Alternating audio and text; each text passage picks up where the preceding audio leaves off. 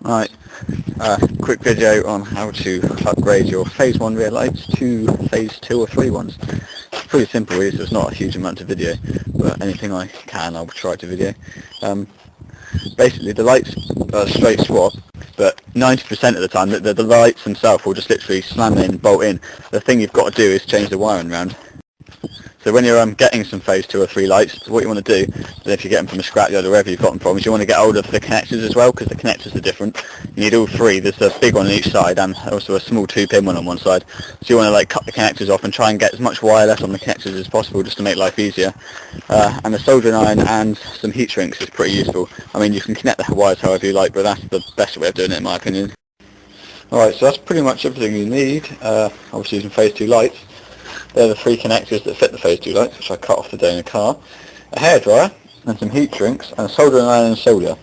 I mean, the heat shrinks aren't necessarily necessary, and you don't have to solder it either. You could use like chocolate box or something. Pretty much any way of connecting them, really.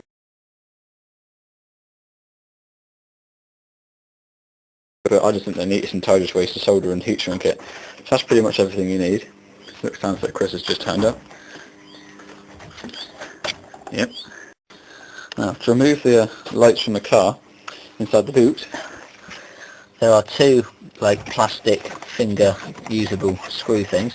Just remove the 2 screws, and then there's a big plastic cover that comes off, and you can unclip the original wire and then just pull the lights out the back of the car. Hi Chris. Time to cool. As you see, I've taken those 2 little screws off, and that big black plastic cover, and you see the light will then just move freely, in theory. You see the lights kind of hanging out the back of it now. From there you can sort of unclip the connection, you just sort of unclip it and pull them out, they're pretty easy to come off. Lights are out. The passenger side on the phase 1 plugs, you've got the one big one and then one little one. And then on the driver's side you've actually got 2 big ones, but once we've replaced it there'll just be one big one. And Chris is still standing around doing that. Forgot to mention at the start, but a pair of wire strippers is also a pretty useful tool. Your teeth work, but just to save them, you want to sort of strip back all the wires on your new set of plugs. You only need to strip back literally a centimetre at the most, because then we'll solder them.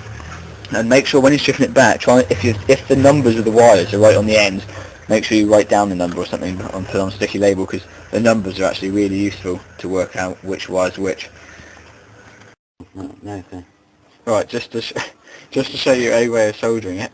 Right, this is not how you're supposed to solder. You're not supposed to just fucking lamp it all over here and then lash it on, because that's a bit of a bodge, right? The best way to do it is if you place the soldering iron under each wire that you're joining, heat the wire up, because the heat will come off the soldering iron then onto the wire, and then you can just put solder like that across the wire. See, now the wire's got nice lots of solder over it, it's nice and silver. Do exactly the same on the other side, like that. Then put the solder down, keep the soldering iron obviously. Put a heat shrink on before you solder it, otherwise you'll have to cut it again. I've done this many times.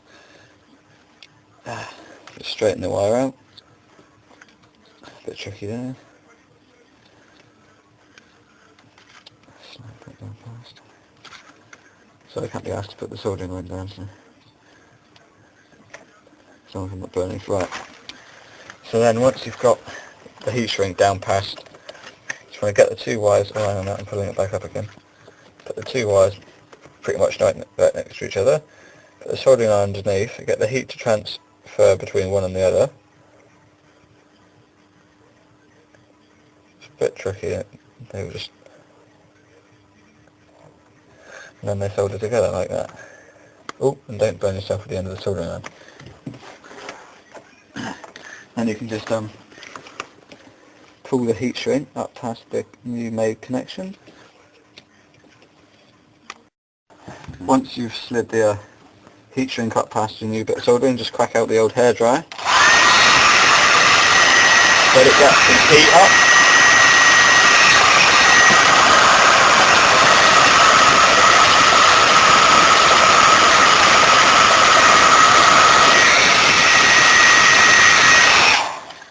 There you can see it's quite a neat how you can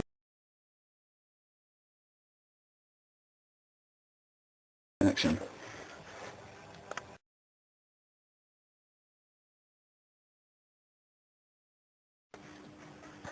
Right, once you're done, same thing applies on the passenger side. That's what you should be looking at, is just everything nice and tidy. Make sure there's no bits of wire sticking out because you end up blowing fuses. That there is, while we're on the topic, a common 306 thing is that when you put your brake, right, if you say you're indicating and you put your foot on the brakes and the indicator stops working, or like the brake light goes dim, it's usually because you've got a bad ground. So the easiest thing to do is to tee into where your ground is, run a new bit of cable, and I've just bolted it on down there. That gives you a nice solid ground for all your bulbs to work from. As you can see, I've just cut this little square out. That's what I was talking about earlier. For some reason on the, I think what it is, it's the 97s you don't have to do it, because they're basically a phase 2 anyway. So I think what it was is they were just making up phase 1s out of phase 2 shells. So there's already a big enough gap, but on the phase 1 there isn't. So you just have to cut that out. It's for the number plate light connector, that's what that little 2-pin connector is. Cut a little square out and then it's ideal. Oh shit, that's a video. There you go, look, job done. Chris's please.